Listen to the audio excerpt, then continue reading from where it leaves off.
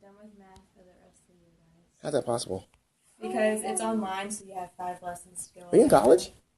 No, I'm in high school. I'm a senior. Oh. All right, so let's go. I don't know everybody's names. Casey. Let's tell me a bit about yourself. No. Tell me just quick, 30 seconds.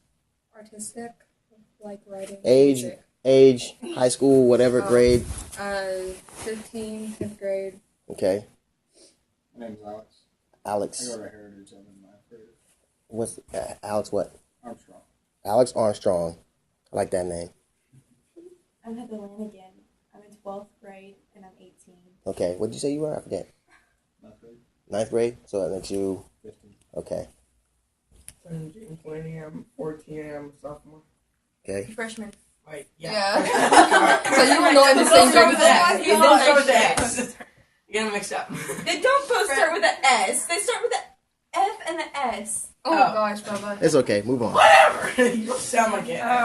You should know my name, but I'll just say Rachel Santana. I am currently 17. I'm a junior in high school, and I'm glad to be home. Glad to be home. Right, happy birthday. Oh. Wait. I guess you just turned 17. Happy birthday. I'm 17. That means you just turned 17. Okay. All right. Cassie.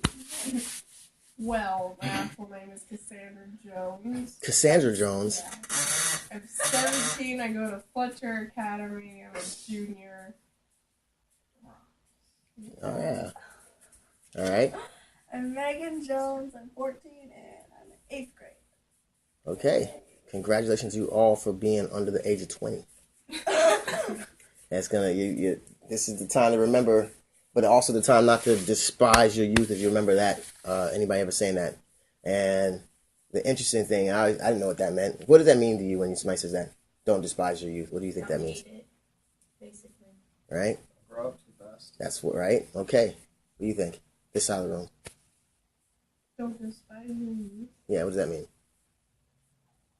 She told you. Don't underestimate underestimate it. Oh, I thought she was asking a question. Oh, Yeah. I was. Yeah, I thought you were. All right, so don't despise it. So you said don't say what you said again. Don't grow up too fast. Yeah, don't grow up too fast. Yeah, that's the same thought that in general, pretty much everybody who reads that's going to see.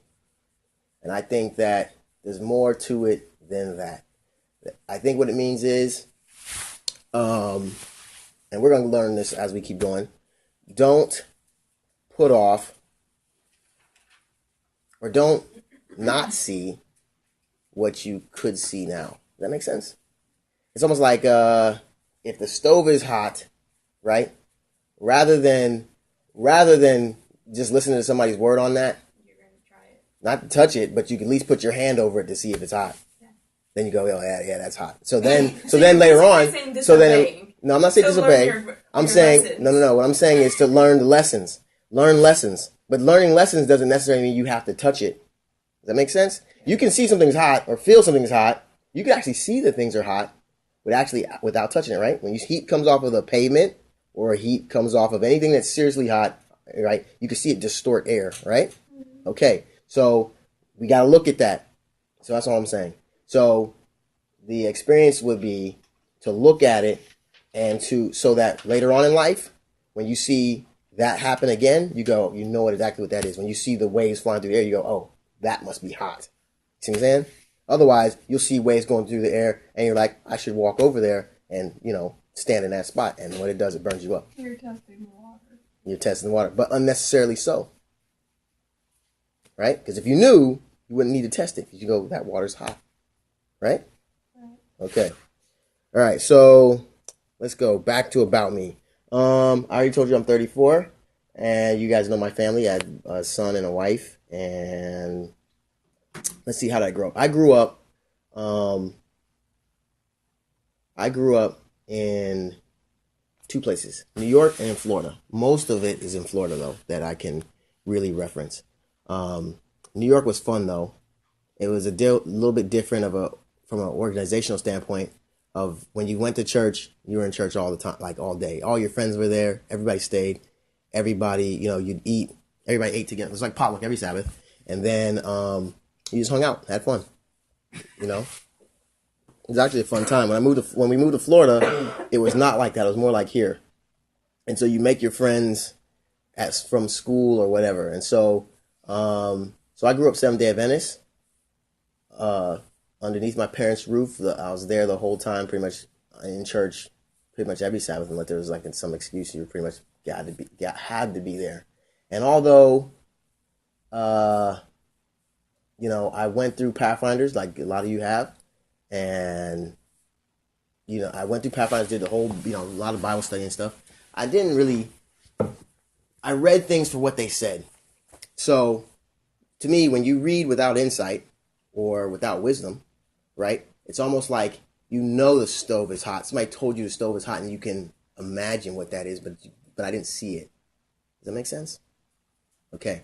So, that's kind of how I grew up in a little bit of a nutshell. And when I went to a public high school, which wasn't that big of a deal for me, in the fact of there's no coincidences. I don't believe in that at all. And we'll go over that later on. There's no coincidences. So in that experience of high school, for 4 straight years, I had awesome friends. None of my friends drunk or smoked. None of them nobody was Seventh Day Adventist. And none of them did that stuff. And the guys, and maybe there was a couple of peripheral guys that may have done it, but there was no pressure to anything. It was always just, you know, they knew who I was, I knew who they were, and we were all good. And so high school for me was pretty enjoyable. And then when I went to college, I came here, went to Maryville College, and, you know, being away from home and being out of the Seventh Day Adventist household, I can kind of do what I want. And so for maybe the next, I don't know, let's say, so you go to college at 18, right? That's when I went. And so until I was about 26. So how many years is that? 8. Yeah, the smartest person in the room, aren't you? Anyways, for 8 years, I kind of was like in and out of church. I didn't think church was bad, but there was no like real care. Kind of just went with the flow. And really, if it wasn't my parents coming to visit, I probably wouldn't even came as much as I did. And the only reason and what I had to do, this is a funny thing. So my parents, big Seventh Day Adventist people who like to, they go to churches all over the place. But anyways, when they came here, so I knew when they would come that if they came here, they would check without saying they're checking, right? And it is rare because I'm an adult, right? But they would come and check. This is mostly after college because when I was in college, I had to go home, so it was different. But when they'd come here, they would ask people, "Hey, how's it going? This and that and this," and the people here would always act like they'd never seen me. And so what I would do was I would come to church like 2-3 weeks before they were going to be here, and I would just start attending so that they could see me and hope that nobody would question that I show up all the time. And so that didn't really work out because people here couldn't remember me to save their lives. So it always failed. Always. But I still tried it. I would go like 2-3 weeks before, and then my parents would come to town, and they were like, "Oh, you don't go to church here," because they don't even know who you are. So it didn't work out. But I don't know. I did it anyways. I don't know why. It's like putting on the show, right? Putting on the show. That's what I was doing. And, I got baptized when I was 13, by the way. So, I don't know. What was my motivation for doing it? Was it everybody else was doing it? Or did I really understand things? When I think back on it, I think back to, I understood it for what I understood at 13, right? So I understood that I needed Christ. I understood that I needed to get baptized. And so that's what I did. Okay. I have better understandings on things now, but that worked for me then. So it's all about growth. So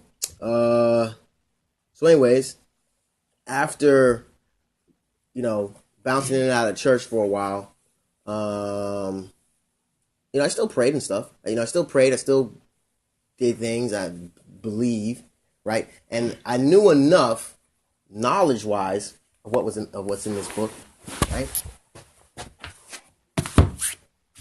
What's in this book, and I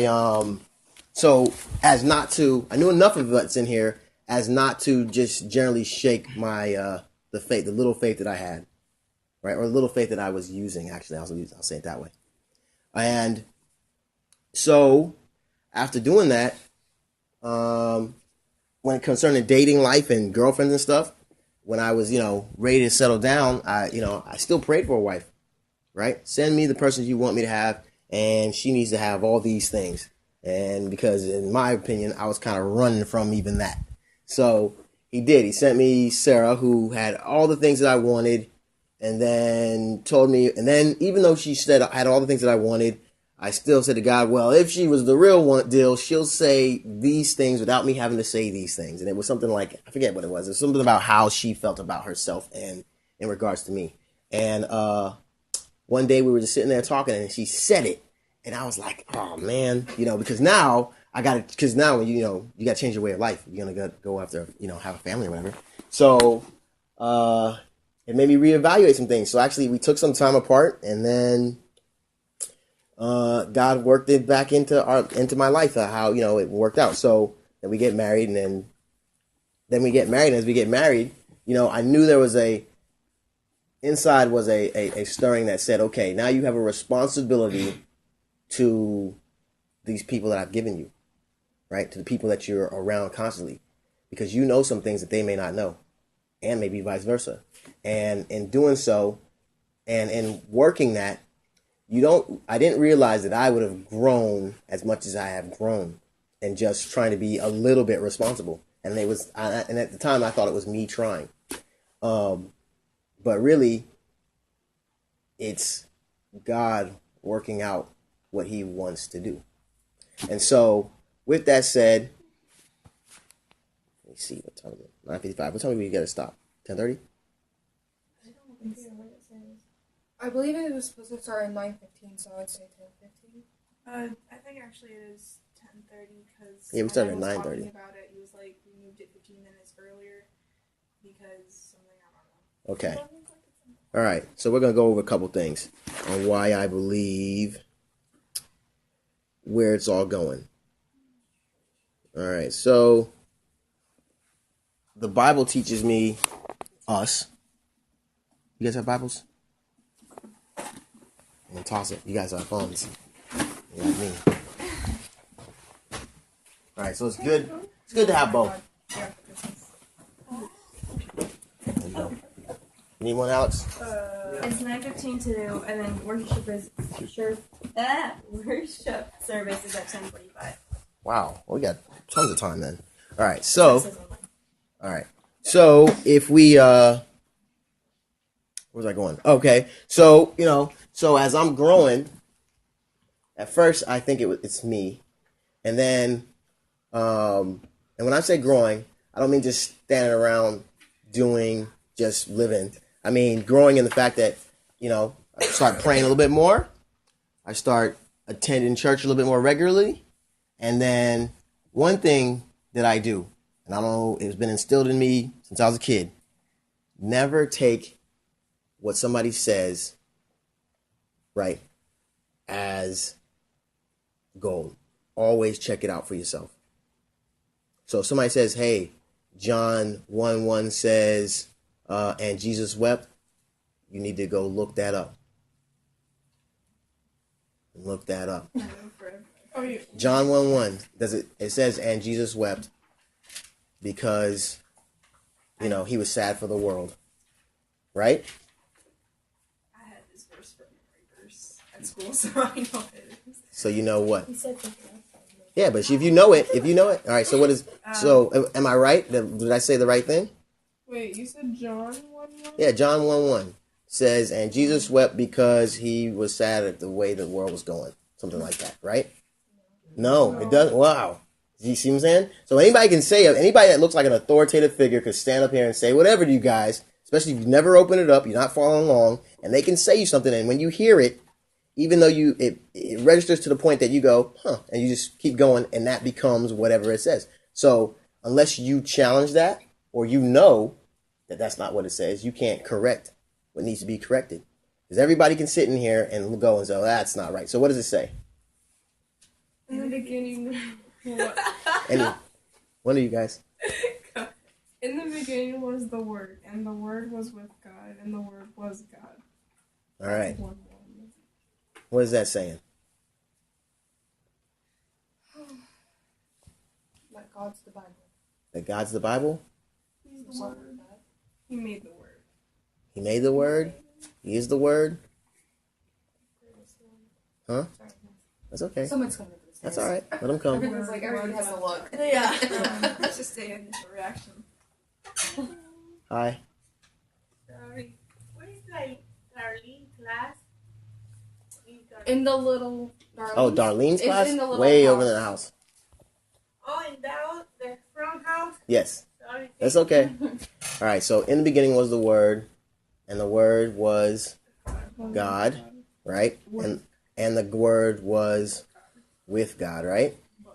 Was God? Oh, it was with God first, and then was God second. Okay. All right. So now let's go to. So all right. So now the Bible's telling us a pretty serious thing. Let's go to Genesis 1:1.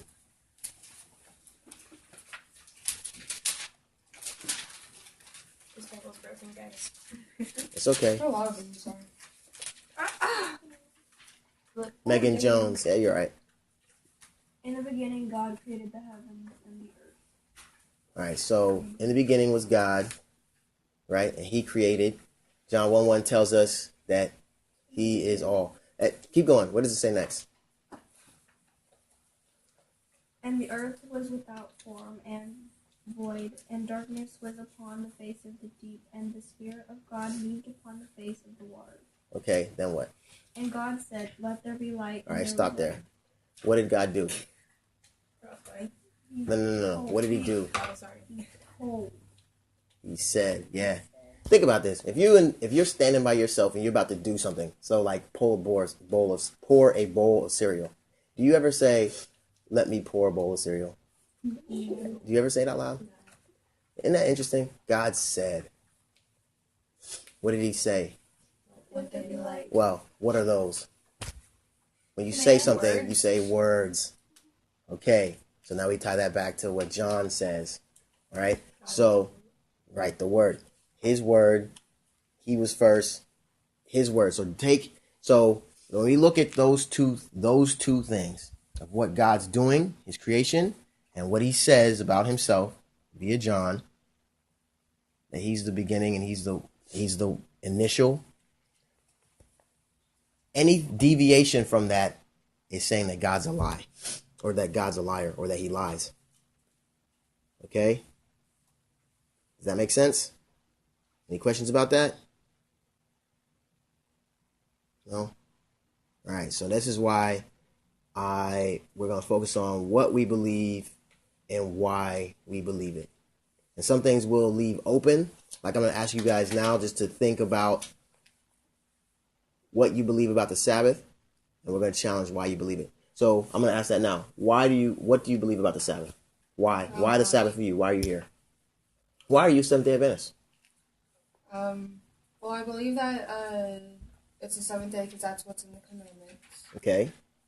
But then, you got a lot of the things that Ellen White says that I really think that people take out of proportion.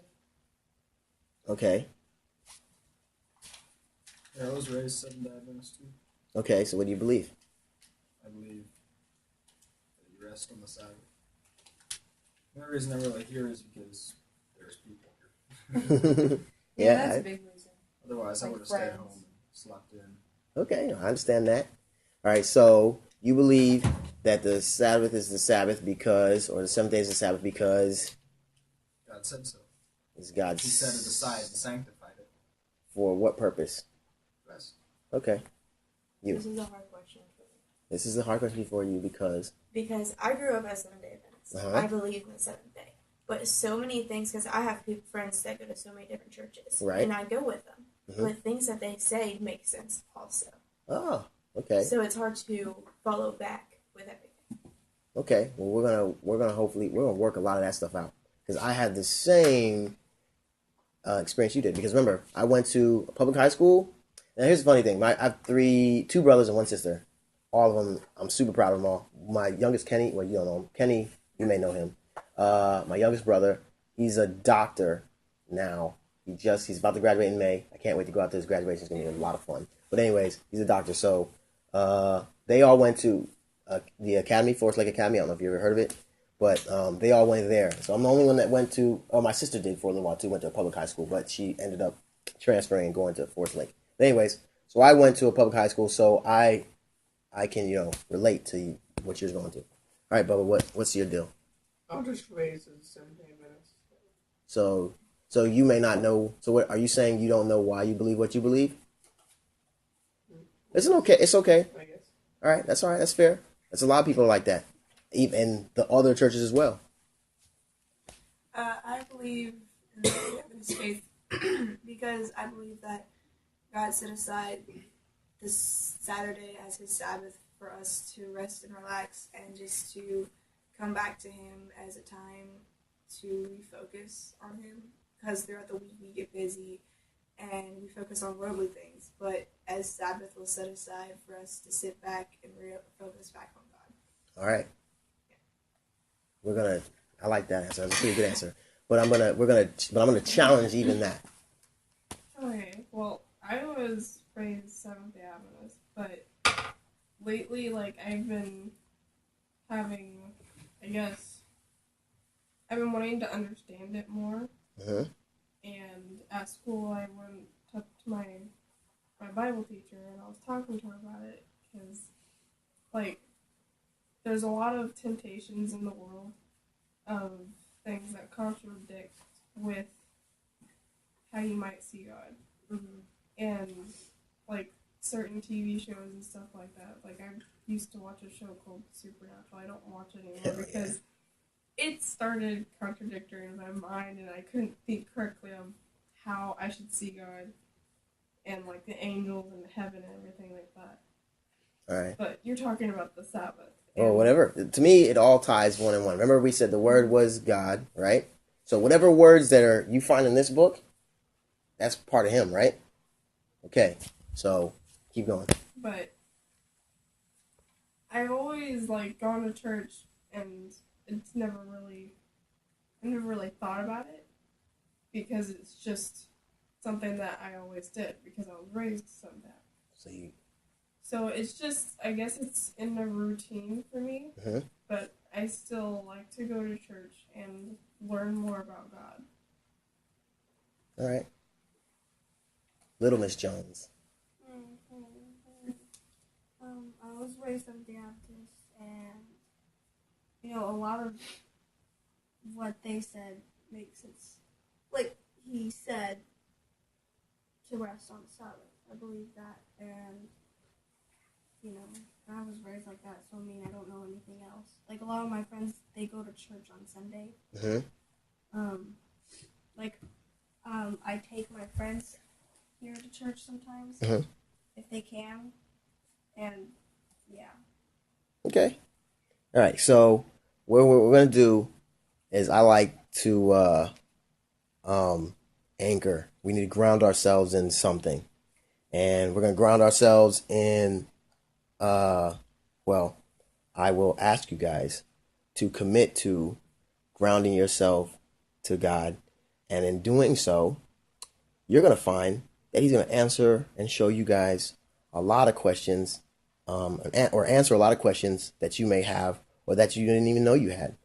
And it's going to be pretty cool. I think it's going to be a pretty cool experience for you to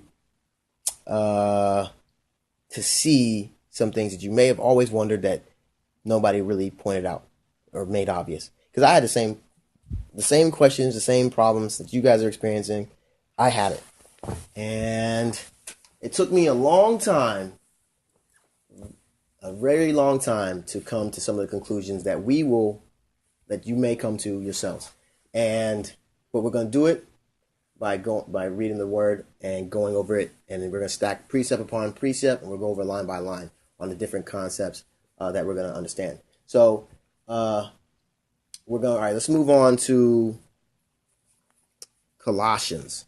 So Colossians 1 and verses 16 and 17. And it's your turn. It's your turn.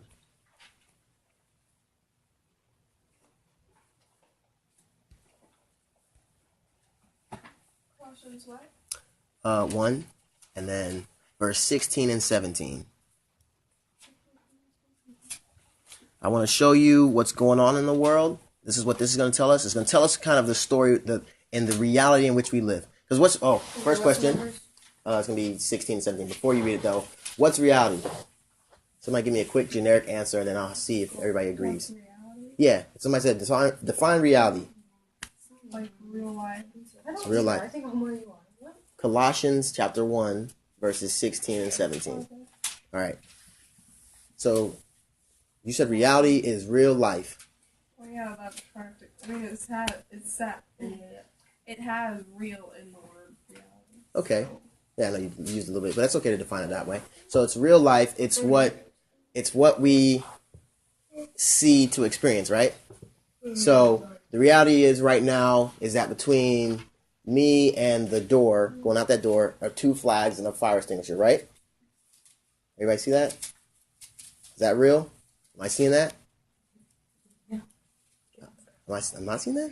Oh, man, I'm crazy. All right, so if that's the case, between me and the door is Heather and Alex, and the 2 flags, the fire extinguisher, and the fire alarm, right? I think it was fire alarm. At least that fire alarm. See one. It's up there. It's a flashing fire alarm. Not the pool fire alarm, just the alarm. All right, so, okay. So that's what I see. That's reality, right? Mm-hmm. Okay. So let's see what Colossians tells us. To me, this is reality. Okay, I can't read well. You can't read well? You want somebody else to read? I'll read. All right. Yeah. For by him all things were created that are in heaven and that are on earth, visible and invisible, whether thrones or diamonds or Principalities or powers. All things were created through him and for him, and he is before all things, and in him all things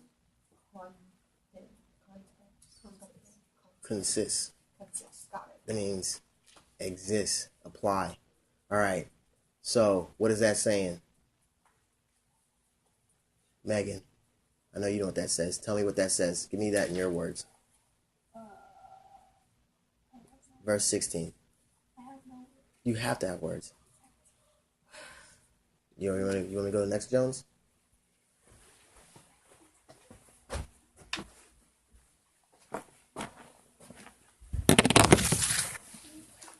What's it telling us? What is it telling us about reality? That's the part. This is the purpose of what we're going over right now.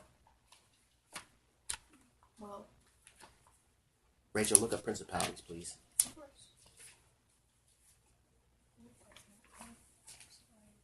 To me, with that, because since it says visible, it's what we can see now. We're invisible for heaven. So we can't see unless we believe, basically, in what we think is going to be there. All right. We'll look at it again. For by him were all things created. Yeah, we know. We understand that one. So we're good with that, right? Everything was created by him. Everything that's in heaven and everything that's on earth. Visible and invisible. Okay. If I stop there with that, then I go, the reality that I see with these 2 eyes, right, is covered in that. When I stop there, I go, oh yeah, that's easy, it's obvious. The air, wind, atoms, as we understand it, all that stuff we don't see, that's the invisible, as it is explained, right? But it doesn't stop there, right? So it doesn't stop there. It says, whether they be thrones or dominions or principalities or powers, all things were created by him. So if we go over to, I believe it's in Romans. Wait, what's principalities? Yeah, look at Principalities. A state ruled by a prince, or in traditional Christian terminology, the 5th highest order of the ninefold celestial heresy. So is it the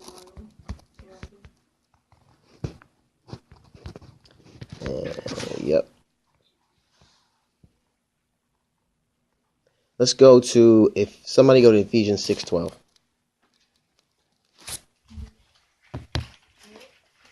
Ephesians 6:12. Not everybody, just one person. I got it. All right, Cassie's got it.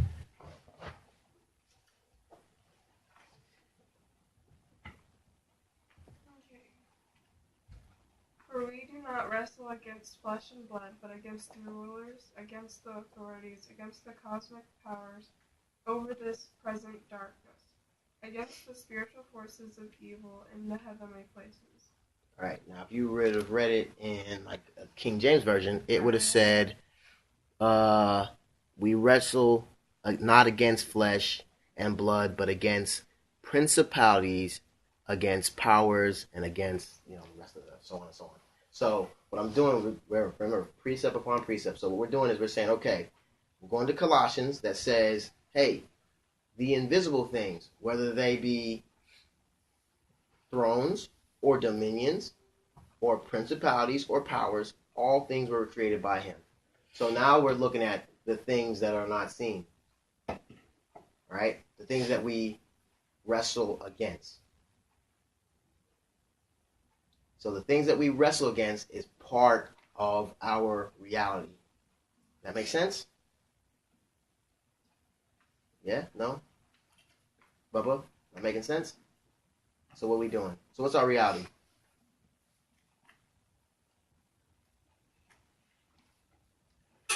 Huh? He's not a person to ask a hard question. That's not a hard question. Our reality. We gotta make this thing a clear, simple thing.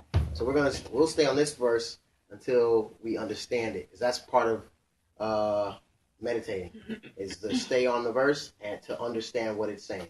So when this verse says, hey, for by him were all things created that are in heaven and that are on earth, visible and invisible, whether they be thrones or dominions or principalities or powers, all things were created by him and for him.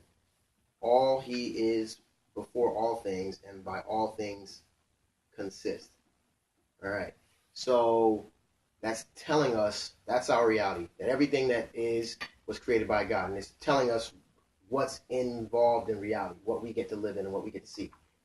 And so things that are invisible are part of that, part of the reality, right? Just because you can't see it doesn't mean it's not part of the reality. Does that make sense?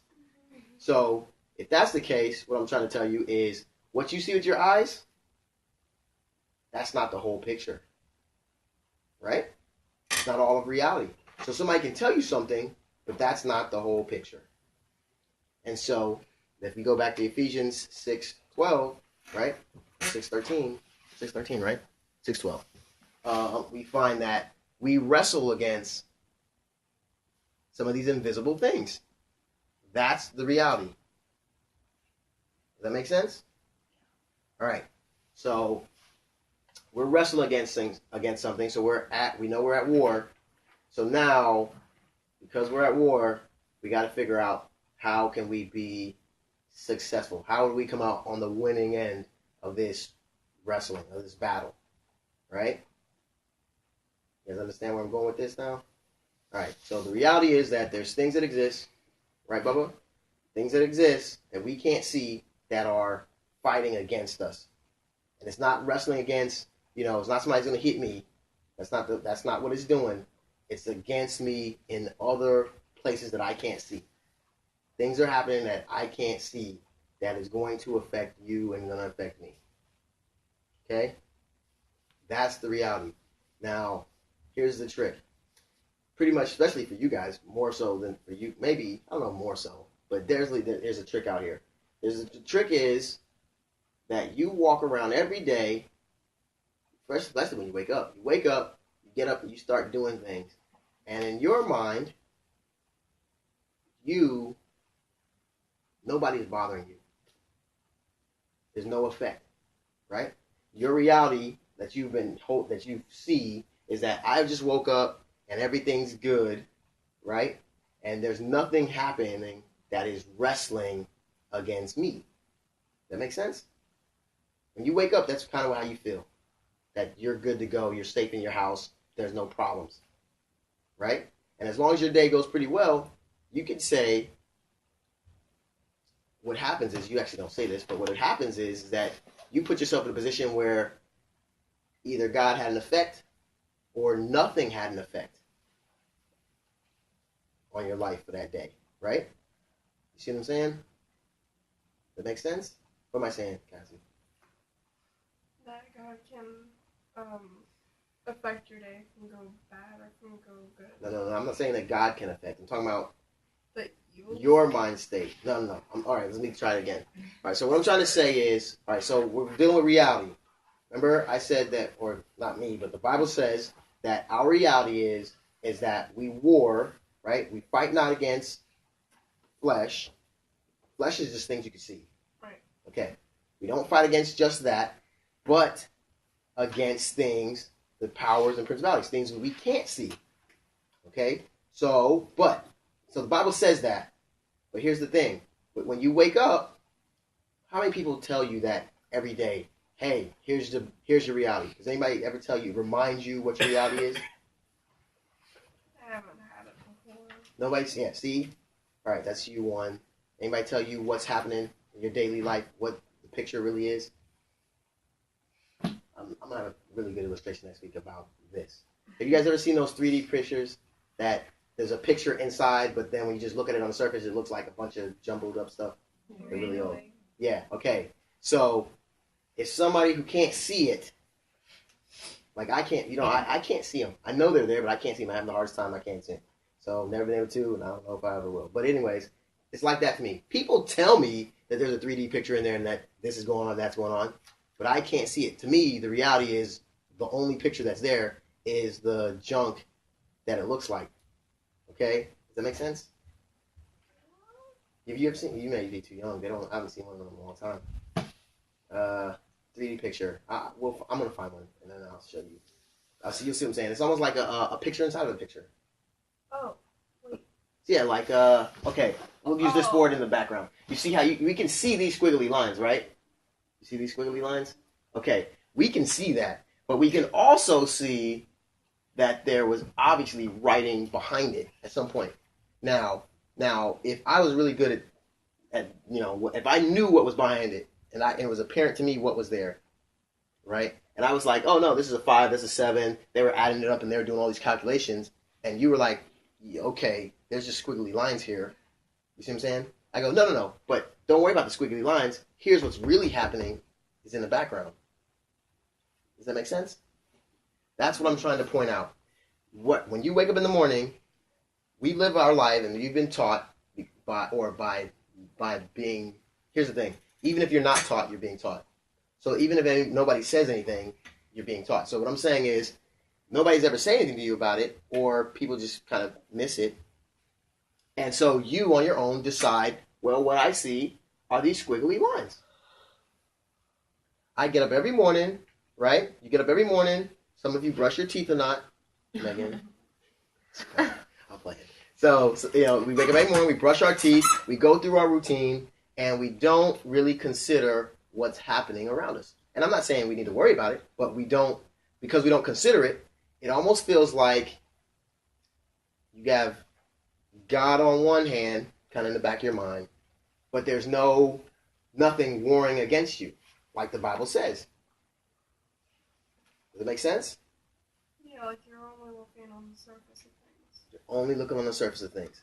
Although reality is deeper than that surface. You see what I'm saying? You understand? Can you repeat what I said, or kind of in your own words? About only looking on the surface of things? Huh?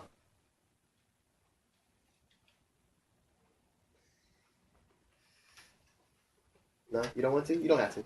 All right. You got it, Bubba, what I'm trying to say? Yeah. All right. So the reality is that we're in a battle, we're in a war with things we can't see. And just because, now here's the cool thing. We also know that you have a guardian angel. Each and every one of you have at least one.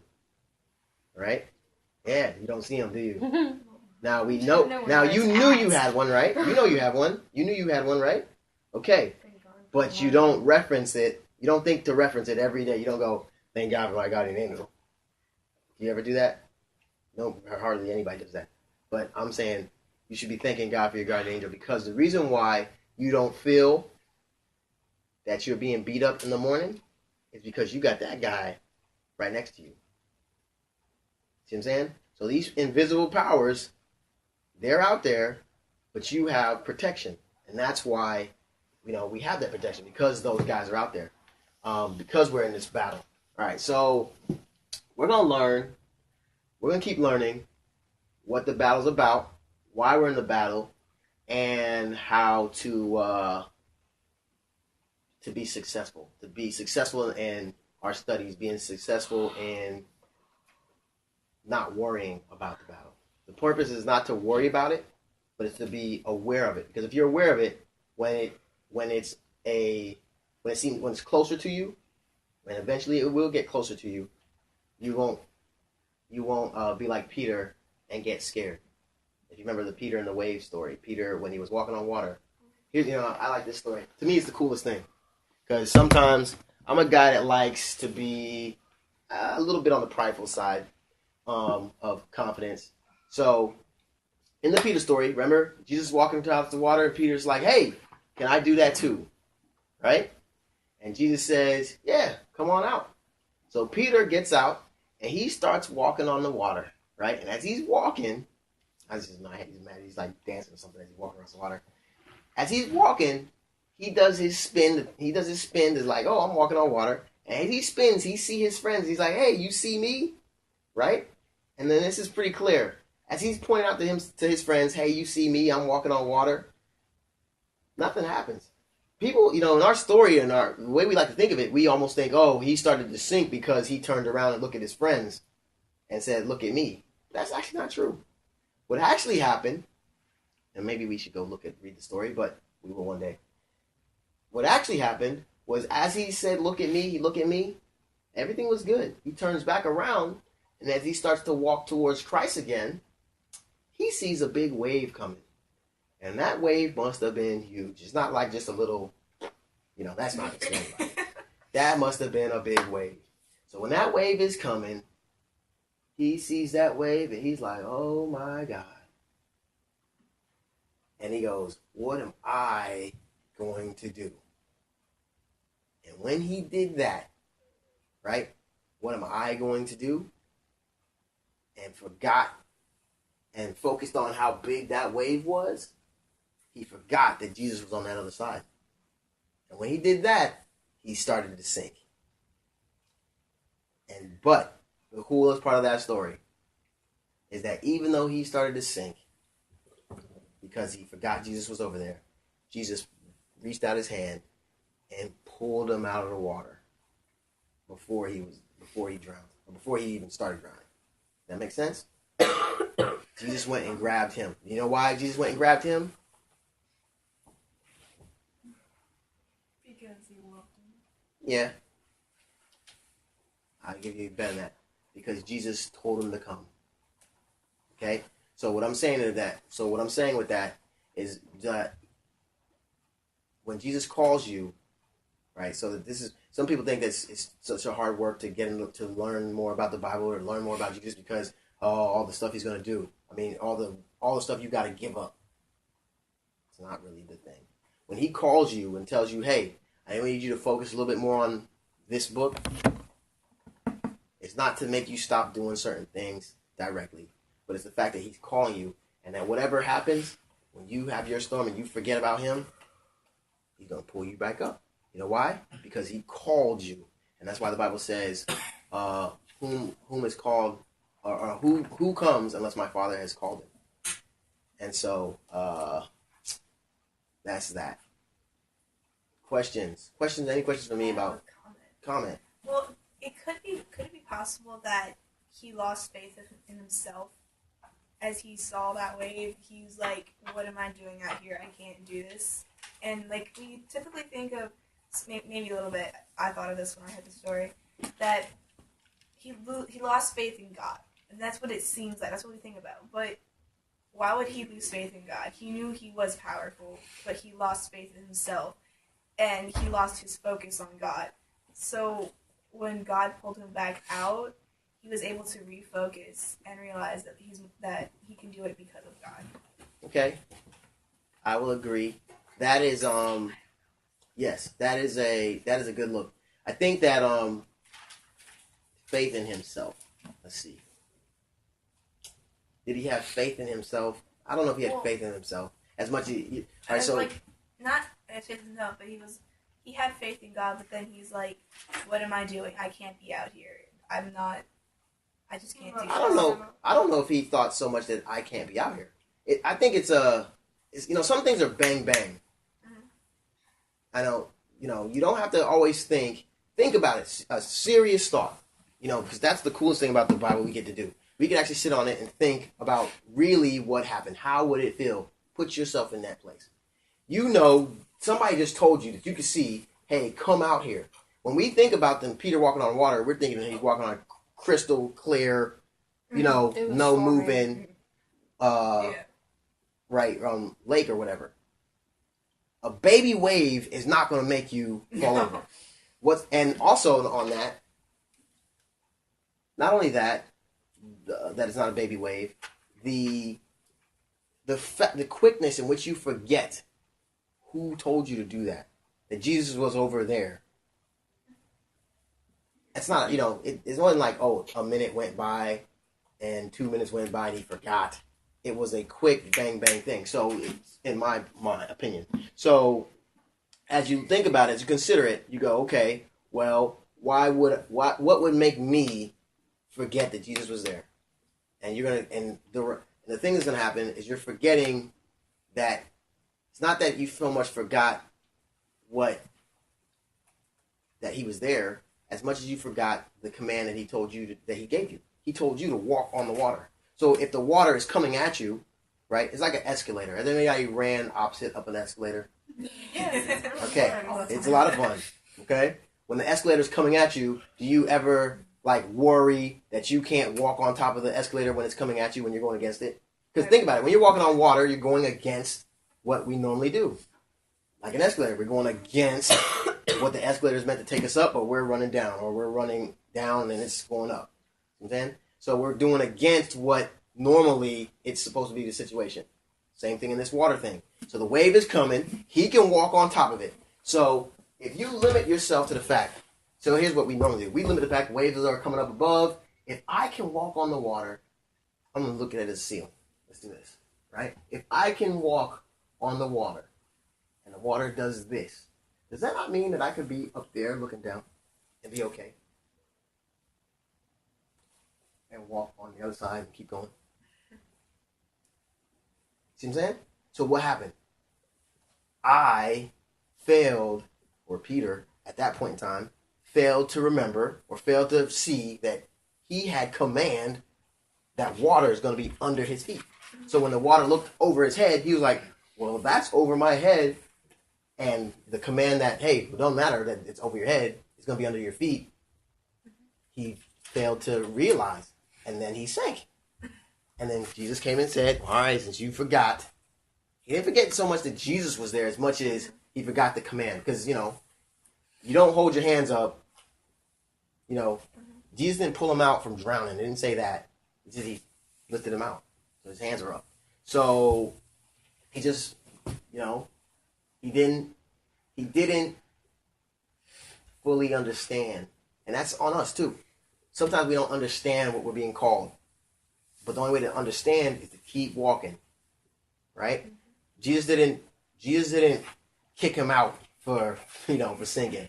Right? He just kept teaching him more lessons. And as he kept teaching him lessons, he always taught him a lesson. And it's the same thing he's going to do with us. He's going to continue to teach us a lesson. The coolest thing about our side, on this side of the cross for us, is that there's a whole lot in store for us that we have yet to even take a hold of. I love Sabbath, but I have a totally different reason for loving Sabbath than you guys do. But we're going to learn about that. But before we learn about that, I want us to understand one big fundamental thing. And that is that each and every one of us, I believe the reason why we're here is because we want to know how to please God. Right? How do we please God? Is that anybody else? Megan? You ever think about that? How do I please God? Do you even care? It's okay if you don't. I never thought about it to care in the beginning for a long time. And until like maybe 6 months ago, that's when I started caring about it. I've never really thought of like pleasing him. I just want to understand him. So you want to understand him? Okay. Anybody else? Thoughts on that? Why do you do good things? What's the purpose of doing anything good? It can make you feel good. Could. Sometimes doing bad things make you feel good. Well, yeah. Right? But in a bad way. Really? Yeah, like, say you robbed a store and you got away with it. Yeah. And you got money. Feel Would you feel guilty? I would feel guilty because... You would, not everybody. I don't know if I Okay, think of it more as a teenager level, like hanging out with your friends when you're not supposed to. That's and your parents don't find out about it. Going to a party when you're not supposed to.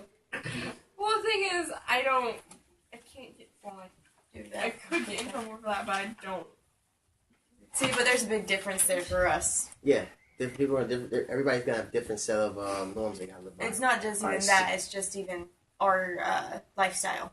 Yeah, that's a good point. All right, so let's get back to it, though. All right, so at essentially at the end of the day, you do, well, if you're a Christian, you should be concerned with, I'm doing this, I'm acting this way because I'm trying to make God happy. I want God's favor. I don't want him to be, or we'll say it this way, I don't want God to be mad at me, right?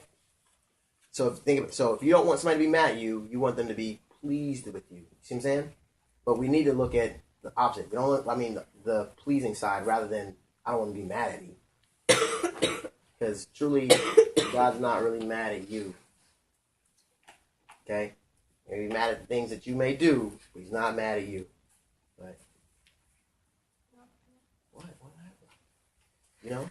You're not in on it? Alright, well anyways. Alright, so let's figure this out. So let's go to Romans. Actually, let's do this. Let's go to Ecclesiastes 12 and the last verse. 12, I think it's 12:13. I'll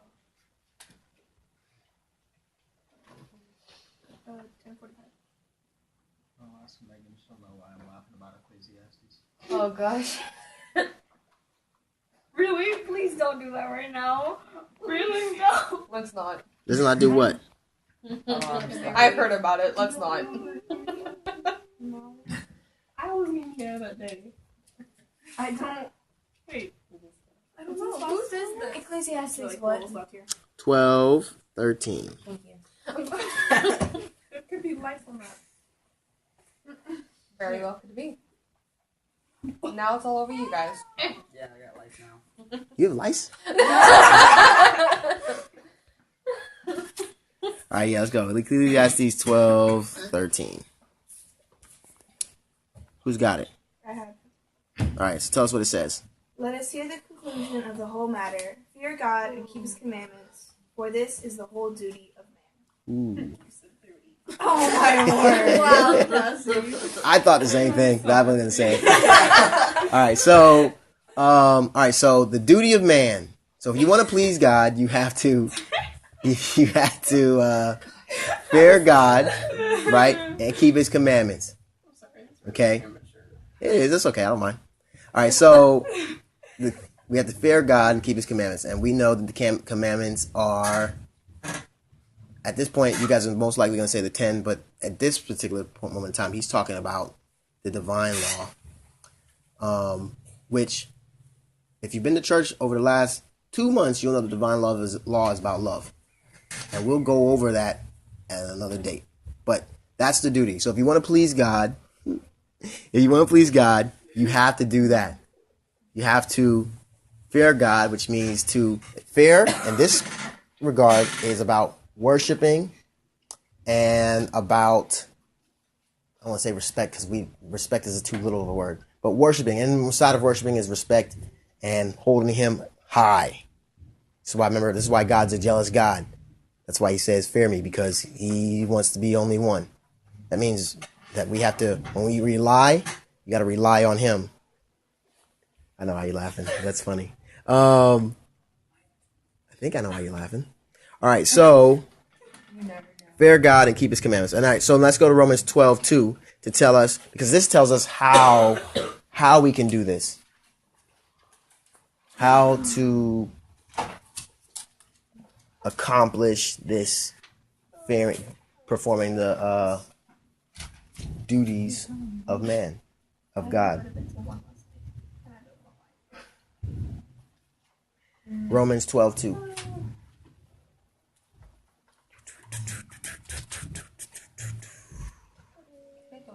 When you find it, Megan, you can read it. Romans 12:2. Romans. Unless you got it, Heather. Romans 12:2. Yeah. Do you know how to use that?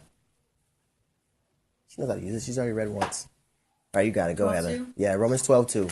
And do not be conformed to this world, but be transformed by the renewing of your mind, that you may prove what is that good and acceptable and perfect will of God. Okay, so if we renew our minds, we will prove the perfect will of God. When we know that the will of God is that we fear God and keep His commandments. Right? So in order to do that, you have to renew, right, your mind. And the only way to do that is by capturing every thought, by taking His word and to placing our remembrance on them, what God said. Well, who is God? All right? Okay. So we're going to end there, and I'll be back in 2 weeks. I got to go out of town, do something fun next week. So I'll be back in... Take any with you? Can't take any of you guys with us. Where are you going? Atlanta. What are you doing? I have We- family down there. You do too? We won't be here that week. I was We're making gonna a be in the... joke. Anyways, No, actually, we won't be here. Where are we being? Red concert. She's the girl. Next weekend? Yeah, it's not next weekend. Okay. That's He what said I'm he saying. will. He said that he will be. yeah, here. for 2 weeks I'll be back. We won't be here. When You won't be back? Okay, Yeah, well, we'll I'm be sorry. back. We'll be Well, back. But Alex will be the only one. okay, they're well, all in- me and Alex will discuss what we got to discuss. And if you're here, which you may not be here, if you guys are here, we'll go over it. But I want you guys, if you can, for an assignment, if I'm going to give you one, I won't be here 2 weeks. you should still read this. You should do this for you should do this for you, because when you come back, we're going to talk about why, to explain some of the questions you were talking about. All right. I want you guys to do this. So those who have cell phones, I'm going to give you guys my number. Okay. I need email. I want email addresses I don't have an email address. As an I can email? check. or You whatever you want guys me to are. You send on you an email email, Gmail? Yeah, that's an email. You know, I yeah. have your number. You're on Twitter. Are you on Facebook? Well, I'm not on Facebook, but I'm on Twitter. You're on Twitter? Twitter's off. Twitter is well. I'm only on Instagram. I check Facebook Well, maybe we're gonna once do every 2 weeks. Emails and text messages is what I'll do. Okay. I can Alright. do text messages. All right, You so just like want us to write it on a piece of paper, or just I'm gonna tell you my number right now. I'm gonna call you my number right now. Tell you my number right now. You're gonna send me a text and you have your name and your full name, like, you know, not just Alex. Your Alex and then whatever your last name is, That's not our middle name. or the name you Yeah, want me to call Casey's you. not my real name. Huh? You don't Not want our to. middle name. No, I don't need that. I don't need legal You don't names. want to Just write full Captain name. Cheyenne Alright, Lanigan hold in on. there. No. That's a long. No. Okay. Okay, so just And number, just tell me. text me I don't have a and phone. attach a picture so I know that it's Oh, you want you. me to send a picture Really? too? Picture with it, Okay. so then I know who it is. Looking I at. need your. Okay, what's the number? All right, the number is 321 Wait, 3, 2, I'm not there yet. I'm not there yet. 223. 2, 3. 056. Yeah, you already got it. Wait, 2056. That's Yeah. it. Okay, I already have I'm What was here that? now. 3, 2, 1. Oh, I have Okay. so many pictures, 2, Doug. 1. It's better. Whichever you want to put. I never take pictures on I my have phone. it as It's like I might have a picture on my Hey, phone, that's but fine. I'm like, What oh, last 4 digits? Hey, you have 2056. Snapchat? You can Snapchat each Don't other. Snapchat. Because I would need to remember what you said so that I can make sure what I said I back. didn't bring my phone with me, so. That's okay. You get it from one of them. What's your name? My name is Doug. Doug Map. 2 P's. Here, I'll just do that one. What No, that one's. Oh yeah, I mean. What's your name? You don't know my name? I have to pick a good I self. feel- he doesn't know anyone's name. You But know I my don't think name. you should know that. That makes sense. Wait, There wait, aren't any. He asks Do you me know my almost real name? every day if I have a new boyfriend. I'll go with this. Wait, do you know my real name? Zach. Yeah. Oh, His name's James Lanigan Jr. Okay, I have to go. You know who Yeah, we gotta go too. Oh yeah. D-O-U-G. Oh, I had to Make that announcement, Rachel. U-G. I was about to say, Okay. I was right too. Alright. Alright, well, I have a better picture than that. okay. Well, text, email, whatever, and I will get it. I texted you. Yeah, I got that. Alright, well, we're gonna pray. We're gonna close it out. Dearly Father, we thank you for allowing us to be here to discuss the things that are in your word. We ask you to open our minds, grant us wisdom and knowledge and understanding. In Jesus' name we pray. Amen. Oh, I like to. That's Just funny. like what picture? Yeah. You just want our names. Names, picture. I don't know what picture I should do. I like that. Yeah, I don't know if I have. It was that here. It's okay. Send it to me, and I will add it to your profiles in my phone, so I know. So when I send stuff out, Romans. From that one to that one. Start reading Romans. I look too girly in this picture. We have a problem. That's odd.